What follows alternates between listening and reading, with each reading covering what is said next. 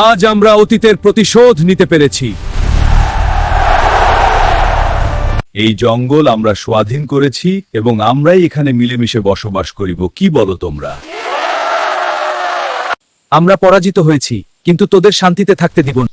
শিয়াল পণ্ডিত, কিছু বুদ্ধি বের করো যাতে আমরা আবার বাংলা। চিন্তা করিস না, আমি একটা ধুরন্ধর পরিকল্পনা বের করব। আমাদের উন্নয়ন দেখে পরাজিত শক্তিরা ষড়যন্ত্র করতেছে। ওরা চায় না এই বাংলা জঙ্গলের বাসিন্দারা ভালো থাকুক। আজ থেকে তুমি প্রধান সেনাপতি।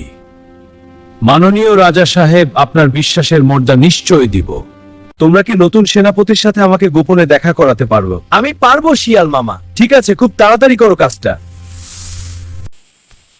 ও সেনাপতি মশাই, একটু আমার কথা শুনুন। কি বলবে তাড়াতাড়ি বলো, আমার সময় নেই, আমি খুব ব্যস্ত। চলুন সেনাপতি মশাই, একটু আড়ালে দাঁড়িয়ে গোপন। ঠিক আছে, আড়ালে চলো। তুমি শিয়ালকে দেখা করবো, তুমি শিয়ালকে দেখা করো। বাঘ মামা, শিয়াল মামা আপনার সাথে কথা বলতে চায়।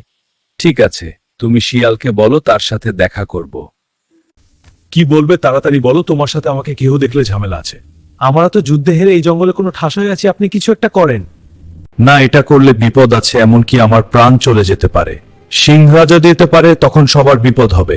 আমি বুঝেছি, আপনি শুধু আপনার বাহিনীকে বলবেন তারা যেন আক্রমণ না করে। ঠিক আছে, আমি রাজি, তোমরা কাজ চালিয়ে যাও। রাজামশাই, ও রাজামশাই, তাড়াতাড়ি।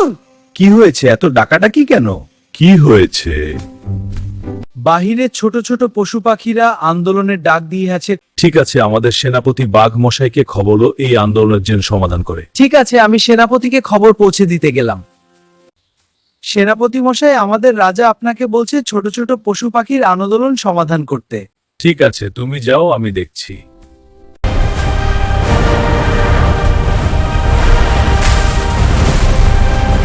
রাজা মশাই, আপনি 40 মিনিটের ভিতরে এই জঙ্গল ছেড়ে চলে যান, তা না হলে আপনাকে বাঁচাতে পারবো না। না, আমি কোথাও যাব না। এই দেশ আমরা স্বাধীন করেছি, আমরা উন্নয়ন করছি। আজ কি দোষে আমার চলে যেতে হবে? আপনি যদি চলে না যান তবে আপনাকে প্রাণে মেরে ফেলা হবে। আমি কিন্তু আপনাকে বাঁচাতে পারবো না।